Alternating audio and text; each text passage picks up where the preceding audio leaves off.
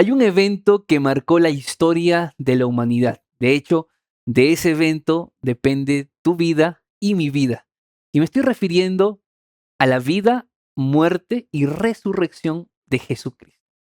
¿Por qué era tan importante que Cristo viniera a morir? ¿No podía resolverse el problema del pecado de otra forma? ¿Y por qué la resurrección se vuelve tan importante cuando pensamos en la vida eterna? Hay muchos detalles que en el estudio de esta semana vamos a recordar y vamos a conocer. Así que juntos empecemos orando. Padre Celestial, damos gracias por tu Hijo Jesús, quien vino a morir por nuestros pecados. Esperamos que a la luz del texto bíblico el día de hoy podamos valorar ese gran sacrificio que Él hizo por nosotros en la cruz. Te lo pedimos en el nombre de Jesús. Amén. Al hablar de la cruz, tenemos que hablar de la cruz como el centro del Evangelio, porque era aquello que por tanto tiempo se planificó.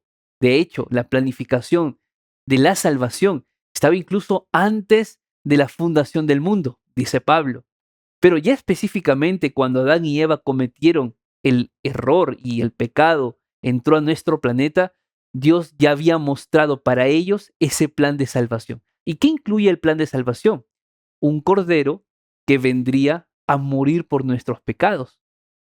Por eso es que a partir de aquel momento se iniciaron una serie de sacrificios, sacrificios que eran recordatorios de un cordero mayor que vendría para liberarnos del pecado. Y ese cordero era Cristo Jesús. Cuando Jesús llegó al Jordán para ser bautizado, Juan el Bautista lo miró y le dijo, he aquí el Cordero de Dios, el que quita el pecado del mundo. Es decir, todos aquellos corderos, símbolos que habían muerto a lo largo de la historia, ahora tenían su cumplimiento porque el verdadero Cordero ya había llegado. ¿Qué significa entonces la muerte de Jesús? Hay un texto que me gustaría compartir contigo y está en 2 Corintios, capítulo 5, versículo 21. La Biblia dice así: al que no conoció pecado, por nosotros lo hizo pecado, para que nosotros seamos justicia de Dios en él. Es decir, nuestros pecados le fueron imputados a Cristo, como si los pecados hubieran sido de Él cuando en realidad eran nuestros. Y la justicia de Cristo fue imputada a nosotros. Ese fue el cambio que se hizo. ¿Por qué?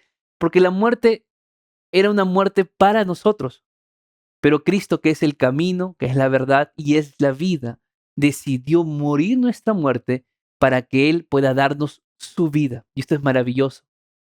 Lo primero que tenemos que recordar en este día es que la muerte de Jesús fue una muerte llena de gracia y de amor. Una muerte que implicó la sustitución por nosotros. La cruz era el lugar para nosotros, no era el lugar para Cristo. Ese es el primer punto, la primera razón para que podamos valorar aún más lo que significó la muerte de Cristo. Lo segundo viene a continuación, porque no solamente era la muerte. ¿Qué tal si Cristo moría y no resucitaba? Tú sabes que, vamos a llamarlo así, el ser más feliz en la muerte de Cristo fue Satanás, porque Satanás pensó que había vencido, que por fin había ganado el gran conflicto, porque Cristo había muerto, pero Cristo resucitó. Y aquí también tenemos que dar gran valor a la resurrección de Jesucristo. Hay un texto que está en Primera de Corintios, capítulo 15, versículo 17, que dice lo siguiente: y si Cristo no resucitó, vuestra fe es vana, porque aún estáis en vuestros pecados. Es decir, no tendría sentido todo el trabajo, el ministerio de Cristo si no hubiera resucitado.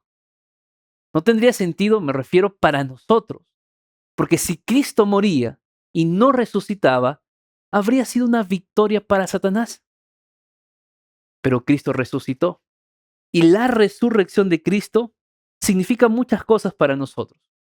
Primero, tiene que ver con que su sacrificio fue aceptado por Dios, por el Padre.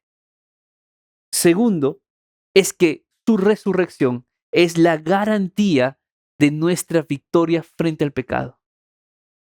Y lo tercero es que la resurrección de Cristo es la base de nuestra esperanza para creer que Él vendrá y resucitará también a todos los que murieron creyendo en Él. Y esta es la gran esperanza que hay en nosotros. Saber de que la muerte de Jesús fue aceptada en el cielo.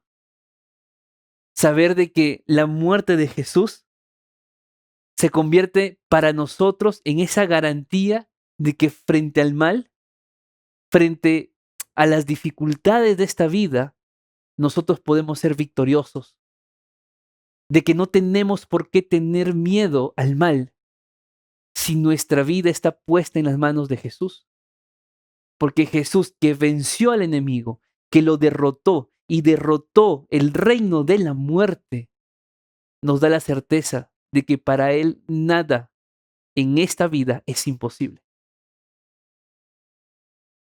Y la resurrección, la esperanza de saber que aquellos que murieron creyendo en Cristo, y hablo de familiares, seres queridos, amigos, personas que tal vez tú admirabas, vas a poder verlos nuevamente por la esperanza de que si Cristo resucitó, todos los que murieron creyendo en Él también resucitarán.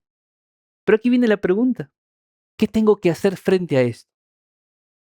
Si ya sé que Cristo es mi sustituto, si ya entiendo de que Cristo resucitó para terminar, culminar aquella victoria sobre el pecado, ¿qué es lo que nosotros hoy tenemos que hacer?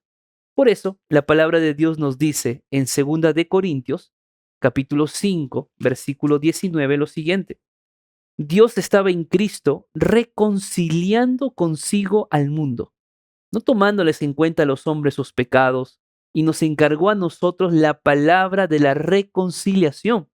Así que somos embajadores en nombre de Cristo, como si Dios rogara por medio de nosotros. Os rogamos en nombre de Cristo, reconciliaos con Dios. Es decir, cuando tú entiendes, valoras y aceptas la muerte y la resurrección de Cristo, ahora tú te conviertes en un embajador de Cristo. ¿De qué manera? Primero, reconociendo de que Cristo te ha reconciliado con el Padre, de que somos reconciliados con Dios, que lo que el pecado hizo, que fue generar una separación entre Dios y el hombre, Cristo se convierte ahora en el puente para que nosotros estemos cerca del Padre, para que exista una reconciliación por medio de Jesucristo.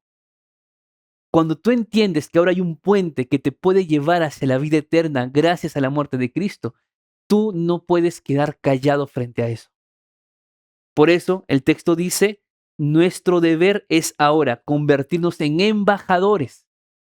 Es decir, tú eres un representante de Cristo en esta tierra para que así como Dios o como ahora estás reconciliado con Dios por medio de Jesucristo, puedas llevar a otras personas que también necesitan reconciliarse con Dios. Yo te pregunto, en casa, ¿tienes a alguien que necesita reconciliarse con Dios? ¿Que está lejos de Dios? ¿Que el pecado lo llevó tan lejos que piensa que ya no se puede volver?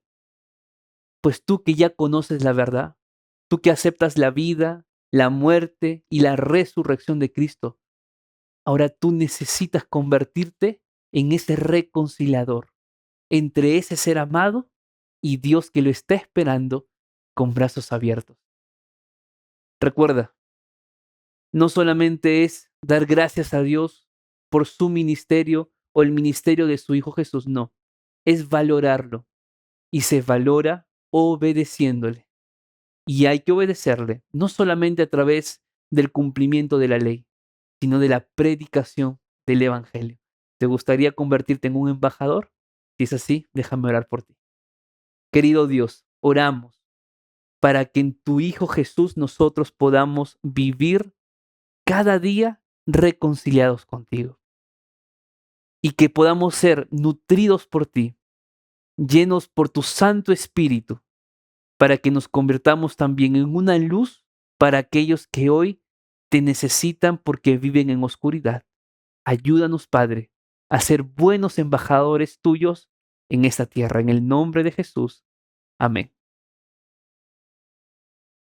Gracias por acompañarme. Que el Señor te bendiga y nos vemos en un próximo video para continuar aprendiendo más de las creencias fundamentales de la Iglesia Adventista.